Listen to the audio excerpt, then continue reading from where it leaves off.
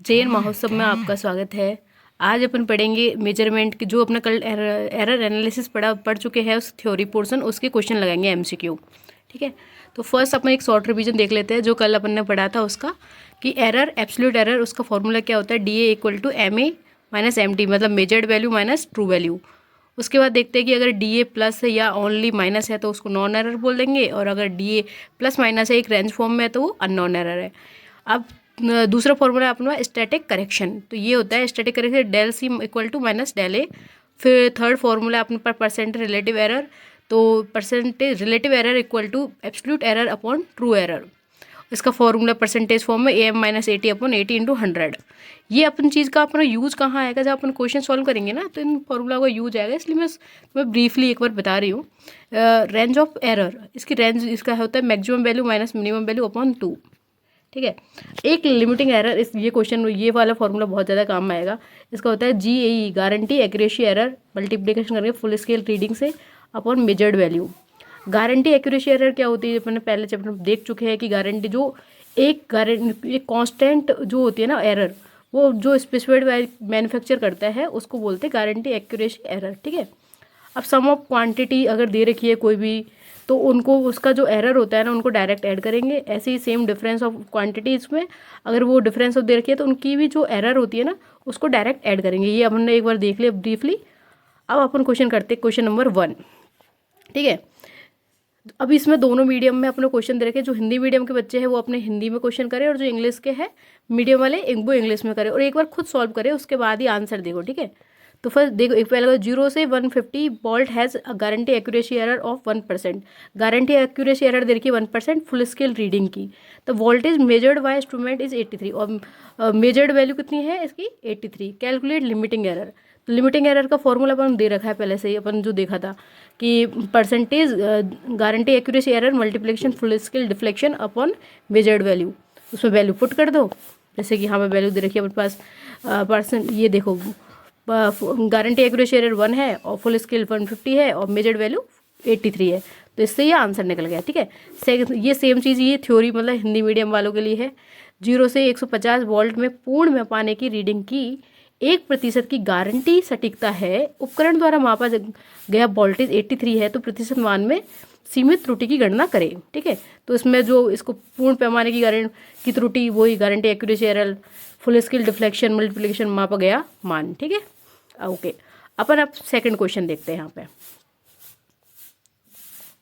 देखो, true value अपन कितनी दे रखी है 50, और जहाँ पे अपन मेजर्ड वैल्यू दे रखी है 40। ठीक है, अब इसमें अपन पूछा क्या, simple percentage error in the reading में। अब इसका परसेंटेज एरर का फॉर्मूला क्या होता है अपने पास, measured value AM minus 80 true value upon 80 into 100। ये अपने पास परसेंटेज एरर का फॉर्मूला होता है। इसमें वैल्यू पुट करेंगे और इसका जो भी आंसर आएगा वो आंसर आ जाएगा। इस चीज़ को अपन एक बार हिंदी में भी देखते हैं। वास्तविक मान 50 है जबकि मापा गया मान है 40, तो रीडिंग में प्रतिशत त्रुटि होगी। अब इसमें measured value minus true value upon true value 40 minus 50 upon 100, तो ऊपर बचा कितना अपने पास 10 अपॉन 50 इंटू 100, तो माइनस के 20 क्या हो जाएगा अपने पास ER। ठीक है, अब सेम चीज़ यहाँ पे देखिए कि मेजर्ड वैल्यू ऑफ कैपेसिटर की मेजर्ड वैल्यू कितनी दे रखी है अपने 205.5 माइक्रोफेरेड, और जहाँ की ट्रू वैल्यू दे रखी है 202.4 माइक्रोफेरेड। तो रिलेटिव एरर निकालनी है। रिलेटिव एरर का फॉर्मूला क्या है, सेम वही measured value minus true value upon true value into 100। ठीक है, अब इसमें अपनी वैल्यू का जो मान है, मेजर्ड वैल्यू 205.5 है और ट्रू वैल्यू अपने 202.4 अपॉन ट्रू वैल्यू का 200 और इसको कैलकुलेट करके रिलेटिव एरर अपन निकाल लें। और इस चीज़ को अपन इस क्वेश्चन को एक बार हिंदी में भी देखते हैं। एक संधारित्र का मापा गया मान 205.5 माइक्रोफेरेड है जबकि इसका वास्तविक मान 202.4 माइक्रोफेरेड है, तो सापेक्ष त्रुटि क्या होगी। तो इसका त्रुटि अपन ने जो निकाली गई यहाँ पे सापेक्ष त्रुटि इक्वल टू मापा गया मान माइनस जो अपन ट्रू वैल्यू जो वास्तविक मान है अपॉन वास्तविक मान। तो इसमें अपन वैल्यू पुट कर दिए, जो भी आंसर आएगा वो कैलकुलेट करके निकाल लेंगे। अब अपन देखेंगे थर्ड क्वेश्चन। देखो, थर्ड क्वेश्चन में क्या है, दो रेजिस्टेंस दे रखे, एक का R1 का है 100 प्लस और 10% क्या दे रखी है ER, मतलब इसका एरर 10% एरर है। R2 दे रखा 300 अब प्लस माइनस 55% एरर। तो इसमें पाँच ई आर है और इसमें कितना 10 ई आर है, ठीक है। और ये कितने है connected in series, resulting limiting error of the series combination. देख फर्स्ट तो अपन को एक फॉर्मूला दे रखा है कि अगर सिंपल ऐड है तो आर क्या है अपने पास, आर के equal to R1 plus R2 है, ठीक है। तो पहले तो दोनों को सिंपल जोड़ देंगे तो 100 प्लस 300 कितना हो जाएंगे 400, ठीक है। और रिलेटिव एरर यहाँ पे देखिए परसेंटेज फॉर्म में, इसको वैल्यू फॉर्म में लिखेंगे। इसका फॉर्मूला अपने पास डायरेक्ट देखोगे, या तो तुम 100 जो दे रखा है ना वैल्यू R1 की, उसमें को 10% निकाल लो, तो 100 का 10% निकालेंगे तो 100 इंटू 10/100, ठीक है। इसको लिख सकते हैं, तो ये कितना आ जाएगा वैल्यू कट पिट के 10, ठीक है। सेकंड ऐसे ही R2 का 300 का कितना निकालना है आपको 5%, 5/300, ठीक है।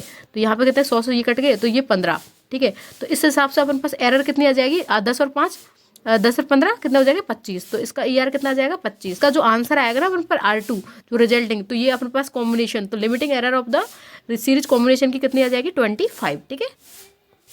ये चीज़ हमें एक बार यहाँ से फॉर्मूला से देख लो, ये से डेल A1/80 इंटू 100, यहाँ से कितना हो जाएगा 10, ऐसे ही सेम इसमें से निकाले 5%, 15, दोनों को जोड़ देंगे कितना आ गया 25, ठीक है।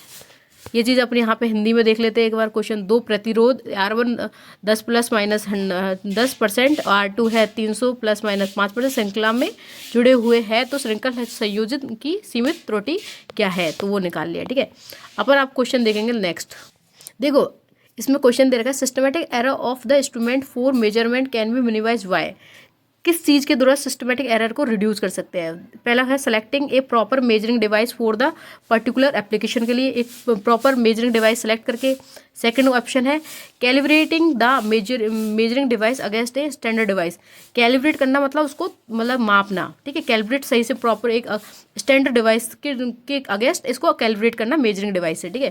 थर्ड अपने पास है applying correction factor for change of ambient condition. अगर कोई भी परिस्थिति जैसे आपने एनवायरनमेंट है उसकी वजह से जो भी चेंज आया ना उसको करेक्ट करके अपन उसको अप्लाई करेक्शन फॉर्म अप्लाई करके फिर अपन को चेक करना, और ये है carry out all of the above. तो अपन एक बार देखो इसका आंसर सोच के बताना कि क्या है। तुमने एक भी सिस्टमेटिक एरर पढ़ी हुई है। सिस्टमेटिक एरर कितने टाइप की होती है, 3 टाइप की होती है। इंस्ट्रूमेंटल एरर, सेकंड है एनवायरमेंटल एरर और तीसरा है ऑब्जर्वेशनल एरर। जो इंस्ट्रूमेंटेशनल एरर होती है ना वो क्या होती है, किसी भी इंस्ट्रूमेंट को करेक्ट प्रॉपर लगाना, कैलिब्रेट करना और करेक्ट करना, वो सब चीज़ों में आती है इंस्ट्रूमेंटेशनल एरर। एनवायरमेंटल एरर होती है ना वो होती है अपने पास ह्यूमिडिटी की वजह से, टेम्परेचर की वजह से या प्रेशर की वजह से जो होती है वो अपने कौन सी होती है अपने पास क्या वो एनवायरमेंटल। और तीसरी होती है ऑब्जर्वर। ऑब्जर्वर में क्या होता है जैसे कि अपन कोई भी चीज़ को ना मापते हैं, कोई भी चीज़ को अपन मेजर कर रहे हैं, तो ये अपने एक स्केल है ना, ये स्केल है तो इसका पॉइंट यहाँ पे है और ऑब्जर्वर यहाँ खड़ा है। तो ऑब्जर्वर इसको देख रहा है ना, तो उसकी जो पॉइंटर है ना, पॉइंटर यहाँ नहीं दिख के उसको पॉइंटर कहाँ दिख रहा है यहाँ पे। और अगर वो दूसरे एंगल से दिख रहा है तो उसको ये पॉइंटर यहाँ दिखना चाहिए था, बट ये वो कहाँ दिख रहा है यहाँ पे। तो ये एरर होती है ना, ये होती है पैरालैक्स एरर। कौन सी होती है पैरालैक्स, ये होती है पैरालैक्स एरर, ठीक है। तो इसको हटाने के लिए तो क्या करते हैं कि जो ये अपने पास पॉइंटर है ना, ये वाली पॉइंटर के नीचे एक मिरर रख देंगे जिससे कि ये पैरालैक्स एरर रिमूव हो जाएगी और ये करेक्ट जो भी रीडिंग होगी वो शो कर देगा, ठीक है। तो इस चीज़ को यहाँ पे देखें कि systematic error of the instrument for measurement can be minimize by selecting proper measuring device से अपन इसको मिनिमाइज कर सकते हैं। सेकंड टर्म है calibrating the measuring device against standard device. Third point है अपने पास applying correction factor for change of ambient condition. तीनों कंडीशन फुलफिल हो रही है तो मतलब इसमें कितने हैं, तो ऑप्शन में क्या आएगा डी ऑप्शन, ठीक है। सिस्टमेटिक एरर कितने हैं, इंस्ट्रूमेंटल एरर, एनवायरमेंटल, ऑब्जर्वर। अब ये है instrumental error arise due to, किसकी वजह से इंस्ट्रूमेंटल एरर आती है, inherent shortcoming in the instrument में शॉर्ट कमिंग जो भी कोई प्रॉब्लम आ रही होती है, जैसे कि उसको प्रॉपर लगाया नहीं है, डिवाइस मेजरिंग करना, वो मिसयूज, अगर इंस्ट्रूमेंट है उसको मिसयूज करना। और एक लोडिंग इफेक्ट होता है। लोडिंग इफेक्ट क्या होता है, जैसे कि अपने पास सर्किट है तो इंस्ट्रूमेंट को सर्किट के अंदर कनेक्ट कर रहे हैं तो उसमें अचानक से वो चेंज आ रहा होता है ना, जैसे उसके सिस्टम के अंदर भी तो उसके कुछ रेजिस्टेंस होंगे, कुछ वो चीज़ अपोज करेंगी, तो उसकी वजह से सिस्टम में कोई एरर आती है, वो लोडिंग इफेक्ट की वजह से आती है, ठीक है। अपन पर इसका हिंदी में भी देख लो, जो बच्चों हिंदी के हैं। मापने के लिए एक उपकरण की व्यवस्थित त्रुटि को कम से कम किया जा सकता है विशेष अनुप्रयोग के एक उचित मापने वाले उपकरण का चयन करके, एक मानक उपकरण के विरुद्ध मापने वाले उपकरण को कैलिब्रेट करके, परिवेश की स्थिति में परिवर्तन के लिए सुधार कारक लागू करके या उपरोक्त सभी को करके। तो ये चीज़ अपन एक बार हिंदी में तुम एक बार चेक कर लेना, और जिसको हिंदी में लिखना है वो एक बार हिंदी में अपने क्वेश्चन को हिंदी में नोट करके देख ले, ठीक है। और इसका एक थ्योरी भी दे रखी है, मापन के लिए उपकरण की व्यवस्थित सिस्टमेटिक एरर को एक उचित मानने वाले उपकरण का चयन करके मानक उपकरण के विरुद्ध मापने वाले उपकरण को कैलकुलेट करके और परिवेश की स्थिति में परिवर्तन के सुधार कारक लागू करके कम किया जा सकता है। ठीक है, और यहाँ पे नीचे दे रखी है सिस्टमेटिक एरर कितने टाइप की है वो मान। ठीक है, अब आप नेक्स्ट क्वेश्चन देखेंगे। देखो अब अपने नेक्स्ट क्वेश्चन है, voltage of the circuit is measured by voltmeter. Voltmeter को मेजर कर रहे हैं तो क्या देख रहे हैं, इनपुट इम्पीडेंस को जो है ना उसको कंपेयर कर रहे हैं आउटपुट इम्पीडेंस से। तो वहाँ पे एक एरर अराइज हो रही है, उसकी वजह से error causing error in a voltage measurement, this error may be called. अगर ये आउटपुट इम्पीडेंस और इनपुट इम्पीडेंस को कंपेयर कर रहे हैं तो वहाँ पे एक एरर है, उस एरर को क्या बोलेंगे। देखो अपन ने पहले भी देखा है कि लोडिंग इफेक्ट होता है ना, तो लोडिंग इफेक्ट में क्या होता है कि जो अपना सर्किट है तो सर्किट को कनेक्ट कर रहे हैं किसी सिस्टम को कनेक्ट कर रहे हैं किसी सर्किट से, तो उसमें अचानक से उसके अंदर वेरिएशन, मतलब वो सर्किट से कनेक्ट होते ही मतलब उसके अंदर जो सिस्टम है उसमें रेजिस्टेंस होंगे, सब चीज़ें होंगे, तो उसकी वजह से एक डिफरेंस क्रिएट होगा या वो कुछ लॉसेस खुद भी खाएगा, सिस्टम खुद खाएगा, उसको ही लॉस बोलते हैं। वो लॉस जो होता है ना सिस्टम के अंदर, उस लॉस को क्या बोलते हैं, उसको बोलते हैं लोडिंग इफेक्ट। एरर किसकी वजह से होती है, लोडिंग इफेक्ट की वजह से। ठीक है, अब यहाँ पे अपन देख रहे हैं कि loading effect due to the improper way of using instrument, cause instrument को इम्प्रॉपर यूज करके होता है। Serious error the best example of such loading के लिए। और connecting well calculating voltmeter across 2 point, और इसको कैसे कि जो भी सर्किट है जैसे कोई भी वोल्टमीटर है उसको कनेक्ट कर रहे हैं अपन 2 पॉइंट से सर्किट से, तो उसमें एक हाई रेजिस्टेंस है, तो उस रेजिस्टेंस की वजह से जो अपोजिशन आएगा ना वो अप लोडिंग इफेक्ट की वजह से आ रहा है, तो वो एक एरर होती है। ठीक है, अब इस चीज़ को अपन हिंदी में देख लेते हैं। एक परिपथ के वोल्टेज को वोल्टमीटर द्वारा मापा जाता है। वोल्टेज को कौन मापता है, वोल्टमीटर, जिसमें आउटपुट प्रतिबाधा जो भी उसका रेजिस्टेंस होता है आउटपुट का की तुलना में इनपुट प्रतिबाधा होती है, दोनों को कंपेयर कर रहे हैं, जिससे वोल्टेज मापने में त्रुटि आती है। जब इसको माप रहे इनपुट इम्पीडेंस और आउटपुट इम्पीडेंस कुछ डिफरेंस है तो उनके कंपेयर करने में, तो उसकी वजह से कुछ मतलब इसमें क्या आ रहा है, जब इसमें क्या आ रहा है, कुछ त्रुटि मतलब कुछ एरर आ रही है, तो परिपथ का प्रतिबाधा, तो उसमें कौन सी एरर है, त्रुटि को कहते हैं ग्रॉस एरर। ग्रॉस एरर तो हमको पता ही है, ये ह्यूमन मिस्टेक की वजह से होता है, तो ये तो हो ही नहीं सकती। सेकंड है रैंडम एरर, यादृच्छिक, जिस चीज़ को हम प्रेडिक्ट ही नहीं कर सकते तो वो यादृच्छिक होती है, तो ये भी नहीं है। अब उपकरण के दुरुपयोग के कारण त्रुटि, उपकरण के दुरुपयोग के कारण जो त्रुटि होती है वो सिस्टमेटिक एरर के अंदर आती है, तो ये भी इसके अंदर नहीं है। तो इसमें कौन सा पॉइंट है, इसमें लोडिंग प्रभाव। ठीक है, और अपन एक बार इसका एक्सप्लेनेशन अपन ऊपर भी देख चुके हैं।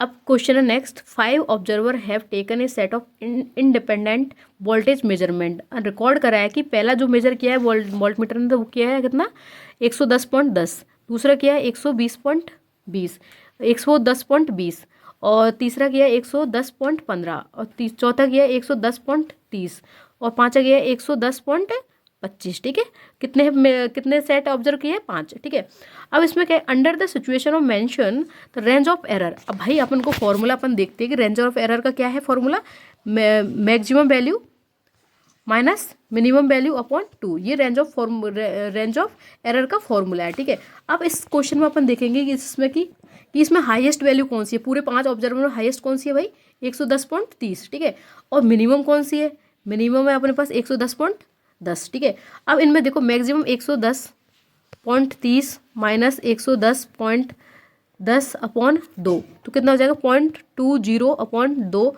इसको हो जाएगा 0.1, तो 0.1 इसका आ जाएगा प्लस माइनस 0.1, जो ये ऑप्शन बी है जो ही इसका आंसर होगा। ठीक है, इस चीज़ को हम आगे देखते हैं कि इसका आंसर क्या है, तो बी मैक्सिमम कितना है 110 पॉइंट। इसको एक बार हिंदी में भी देख लेते हैं, तो सेम इसमें भी वही फॉर्मूला अपना सेम लगेगा। मैक्सिमम वैल्यू क्या है इसकी, मैक्सिमम है इसका मान 130.3 और 110.3, और मिनिमम है इसको 110.10। ठीक है, तो फॉर्मूला में पुट कर देंगे वैल्यू और इसका मान निकाल लेंगे, जो भी इसका है maximum value upon minus minimum upon 2, उसकी फॉर्मूला का रेंज ऑफ एरर निकल जाएगी, रेंज ऑफ एरर निकल जाएगी। इसको एक बार थ्योरी में अपन आप खुद करके देख लेना। एंड अब ये सीरीज़ को अपन अब यहीं क्लोज करते हैं। अगर ये आपको पार्ट अच्छा लगे तो please like, share and subscribe, और एक बार कमेंट करके ज़रूर बताना आपको वीडियो कैसी लगी। And thank you so much.